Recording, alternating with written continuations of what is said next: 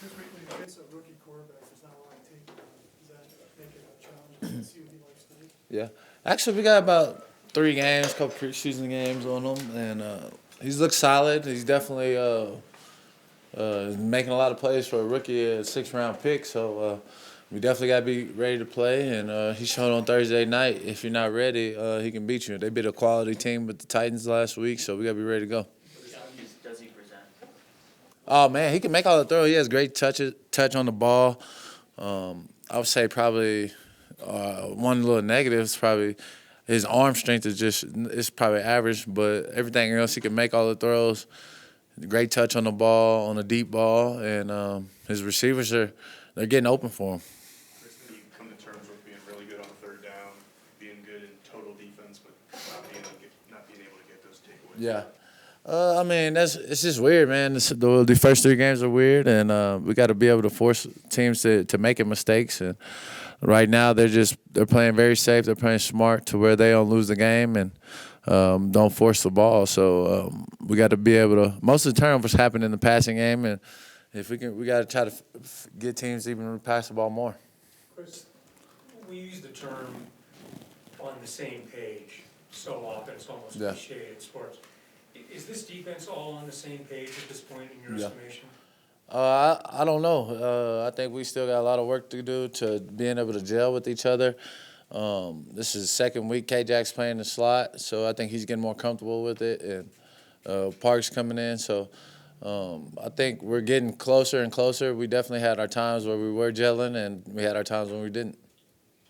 How much does having Bryce Callahan out affect what you guys are able to do? I think it just moved us around, really. I think it just forced really K-Jack to have to play the slot.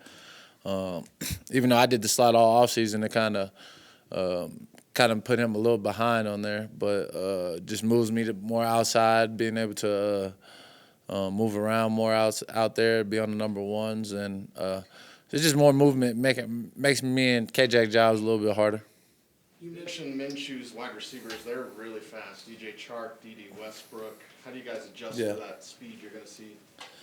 I see fast receivers every week, man. It's the NFL, so I mean, it's nothing that I don't think haven't faced speed-wise. When you talk about being on number one, Devontae Adams, clear cut. There's guys Yeah. that are clear cut. Those guys in Jacksonville aren't necessarily clear cut yet, so Yeah. kind of changing. I don't know what my role will be this week. I don't know. So we'll see what Coach Fangio wants me to do. I'm like you said, there's not a clear-cut number one receiver, and I've been facing number one receivers so far this season. So it's gonna be. I wouldn't be surprised if they told me to just play left corner this game. Chris, I know this term is thrown around a lot, but as a Yeah. winless going into this game, is this a must-win? As much of a Yeah. must-win could be a must-win? Oh yeah, I mean, shoot, last week is must win. All these games are must win. So anytime you come home, you got to protect home turf, and that's what we want to do here. We want to put on a show at home. Vic was saying he feels like you guys are close. Does it seem to you in the locker room like one win could kind of Yeah. turn things around? Oh yeah, definitely. Guys, it's a different feeling right now. Even though we're 0-3, it's not we don't have that end of the world feeling right now. We know that we're close. We've done some good things, but we got to learn not to beat ourselves. And we've been beating ourselves for a couple years lately. So we got to be able to end that and get it right and kind of just let that go, man. Just kind of put it behind us in the past and where we've been beating ourselves too long. Chris, it would be understandable if the play calls were a little more conservative. New coaching staff, new scheme, some new players. But at this point, just to make things happen, is there a need to become more aggressive, more creative? Yeah.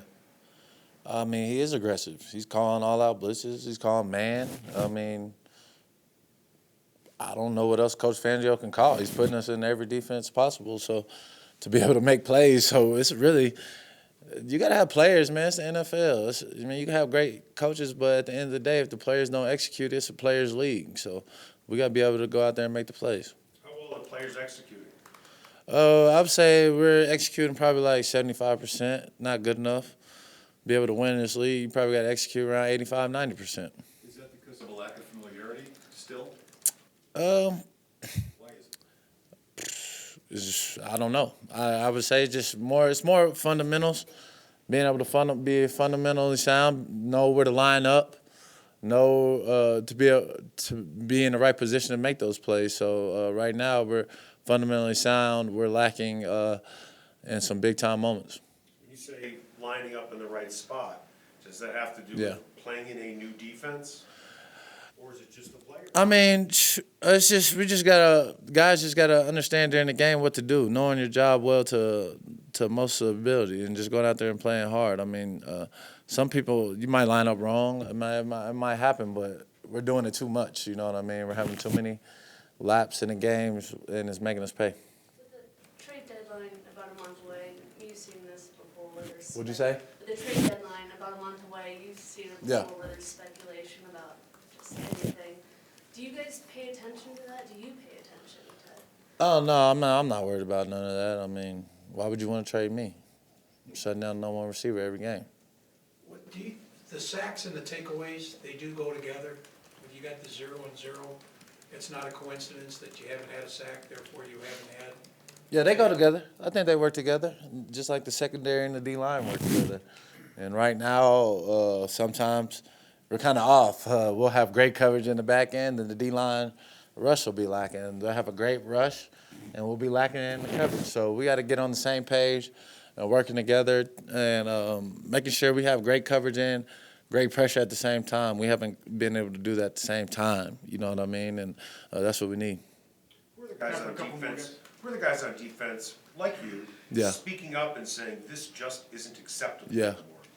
I mean, we all talk, man. Me, Wolf, Vaughn, Todd. I mean, we got plenty of leaders on the defense, but we got a lot of young players too. So you got to know how to be able to help and mold those young guys to be able to go out there and play with confidence. And it's easy for those young cats to get down on themselves. What did Todd's return to the lineup? It gave us definitely more speed in the middle. Definitely, he was definitely rusty. He hadn't put on pads in a minute, but you can see as the game go on, he kept getting better and better. So hopefully this week he's kind of knocked that rust off, and it's kind of like a preseason game for him. Hopefully he's better this week for sure. Okay, thanks, Chris. Yep.